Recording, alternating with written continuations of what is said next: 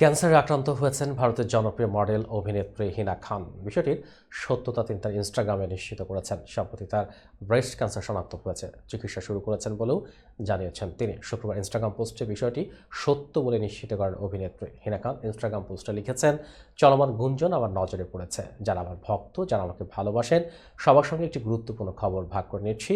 আমার breast cancer শনাক্ত হয়েছে, এখন স্টেজ 3-তে রয়েছে। চ্যালেঞ্জিং একটি রোগ শনাক্ত হওয়ার পরও বলছি আমি ভালো আছি। ক্যান্সার মুক্ত হওয়ার বিষয়ে আমি আত্মবিশ্বাসী। এর মধ্যে আমার চিকিৎসা শুরু হয়েছে। ক্যান্সার মুক্ত হওয়ার জন্য যা যা করণীয় তা করার জন্য আমি প্রস্তুত। তার পোস্টের পর অনেকেই তাকে সাহস দিয়েছেন, অনুপ্রেরণা জুগিয়েছেন। তবে কোন হাসপাতালে চিকিৎসা নিচ্ছেন সে বিষয়ে কিন্তু জানাননি হিনা খান। ভারতের একজন চিকিৎসক এক টুইটে জানিয়েছেন, মুম্বাইয়ের কোকিলাবেন দেড়ুভাই আম্বানি হাসপাতালে চিকিৎসাধীন রয়েছেন তিনি। বেশ কয়েক মাস ধরে তাকে তেমনভাবে ছোট পর্দা বা বড় পর্দার কোনো কাজও দেখা যাচ্ছে না। টেলিভিশনের জনপ্রিয় অভিনেত্রী হিনা খান 2008 সালে ইয়ে রিশতা কে কেহলাতা হ্যায় ধারাবাহিকের মাধ্যমে তিনি জনপ্রিয়তা পান।